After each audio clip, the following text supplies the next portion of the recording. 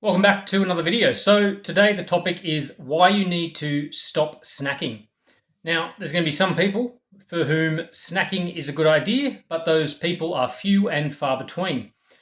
So one of the most common problems people have when it comes to working on their health and well-being is misunderstanding how much food they're actually taking in.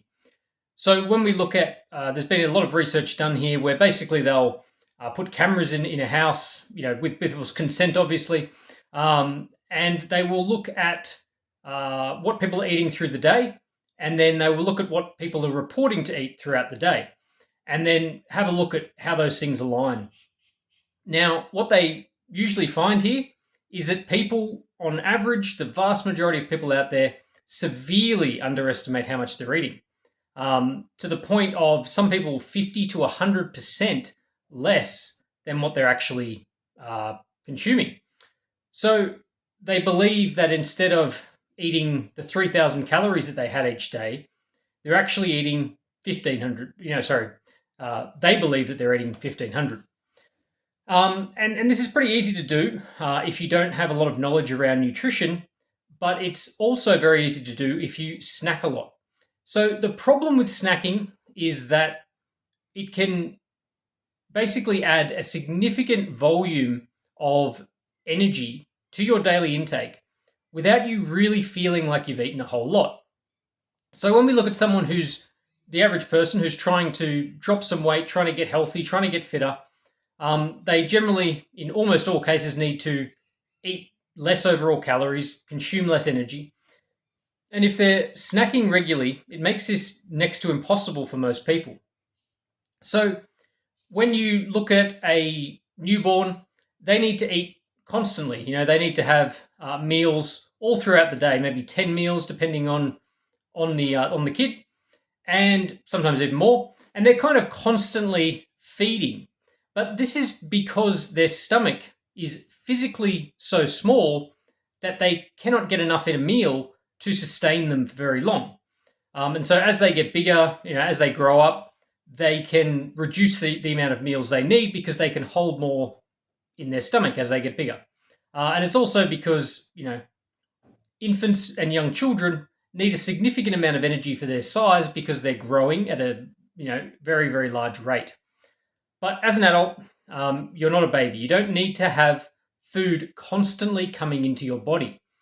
And so snacks and snacking and the idea of needing to have food between meals usually comes down to the meals themselves not being proper meals. And so for the majority of people out there who are not very active people, they're better off having 2 to 3 proper meals per day and eliminating all types of snacks outside of that. And a lot of people will say, well, this is hard, this is difficult, I like snacking. I get it, I understand. But the reality is almost all snack food, almost all things that people snack on are terrible for us. There's a whole lot of foods that have been marketed and manufactured and built around the idea of needing a snack. Chocolate bars, lollies, cakes, all sorts of different things. They're extremely calorie dense. They have next to no nutritional value, but most importantly, they don't truly satiate you.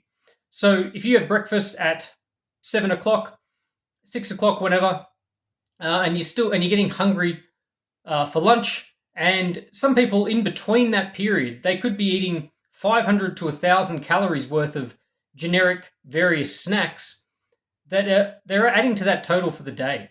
Just because they're snacks, just because they're not part of a meal, doesn't mean that it's not adding to the total amount of food that you're having. Every piece of food that you put in your mouth and swallow, every single bit of energy from there, the human body is going to utilize the best it can. The human body is an extremely efficient machine.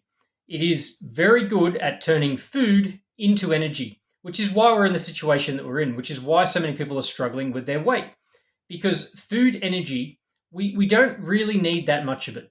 And so people will look at, an eating for the day, and so they have, say, 2 pieces of toast for breakfast. Not very much. But then morning tea at work, they have 3 or 4 biscuits plus some sort of drink, that might have 300-400 calories, depending on what sort of a flavored milk or coffee or something like that. A few hundred calories worth of that, a few hundred calories worth of biscuits or a piece of cake. Then lunch, and then a few nibbly things in the afternoon as well, and then dinner on top of it. And so when you combine it all together, it's extremely easy for people to be eating 3,000 calories a day and not really feeling like they've been eating a great deal of food, especially if it is junk type food. So people will look at someone who might eat a proper breakfast and sort of think, well, that's a lot of food. But if it's a whole lot of, very nutrient dense, lower calorie type foods, the actual volume of food energy in there can be quite low. And if that person isn't snacking then throughout the rest of the day, their total calorie intake throughout the day is actually quite small. And it'd be a lot smaller than it first seems from the outside. Now, snacking usually comes down to habit, and it often comes down to something that is not related to hunger. So whilst it can be related to hunger, whilst you could be, snacking because you're hungry, a lot of snacking has to do with, wanting something nice to eat, being bored at work, being anxious about something, being thirsty. There's a whole lot of other reasons that could lead you to snack that have nothing to do with hunger itself. And so it's worth considering what those might be when it comes to you. Why are you snacking? Consider when you sit down to have a snack, what are you actually doing? Why are you doing that? Why are you eating that chocolate bar? Or why are you having those lollies or whatever's available? Is it just to have something nice to eat? Getting to the bottom of it. And if it is hunger, then it's probably because you're not having proper main meals. And when we look at a proper main meal, breakfast, lunch, and dinner type situation, or even for a lot of people, just a breakfast and dinner or lunch and dinner, depending on their lifestyle, we want to have meals that are satiating. We want to have meals that both are nutritious for us, but also meals that feel filling physically. So there's a lot of food volume, but also something that we sit down and eat. One of the worst things when it comes to eating too much food is that the food that we do eat, if we don't pay enough attention to it, if we're not really present with the meal, we can often get a whole lot of food in without really contemplating exactly how much we've had. And so what happens here is that, you sit down and you have your dinner and you scoff through it, you're watching TV, you're playing with your phone, you're doing a whole lot of other things. And your body, the signals and the things that it uses to understand how much it's eaten, how satiated it should be, while some of those signals are still there from the food and so on and the food volume, you're missing part of that as well. And you're not psychologically as satisfied as if you focus on a meal. And so for most people, if they can really try and carve out even 10 or 15 minutes for each meal where they sit down, have their breakfast, and only have their breakfast. They're not eating it in the car. They're not eating it while they're going somewhere. They're not eating it and playing with their phone or doing something else. And the same with lunch and dinner. Most people can, if they really look at it, can afford to have 15 minutes to put everything down and properly focus on a meal. And if you focus on 2 or 3 proper meals where you sit down, you focus on the food, you enjoy the food, you have a proper solid meal, you'll find that you're not as keen for snacking. You don't feel the need to snack as often.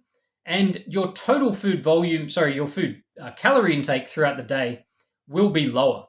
So consider why you're snacking. Consider what things you're snacking on.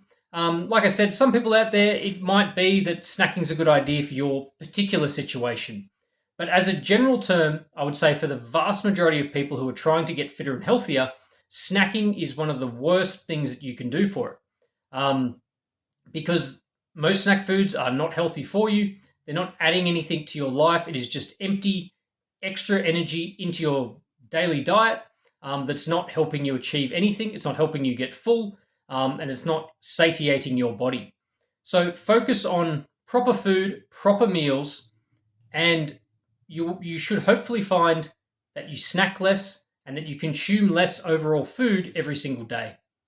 So I hope that's been helpful. Hope that's been informative. If you have any questions, if you have any comments, if you have anything that you found around snacking and meals and so on, I'd love to hear it. So feel free to comment or send me a message, and I will talk to you soon.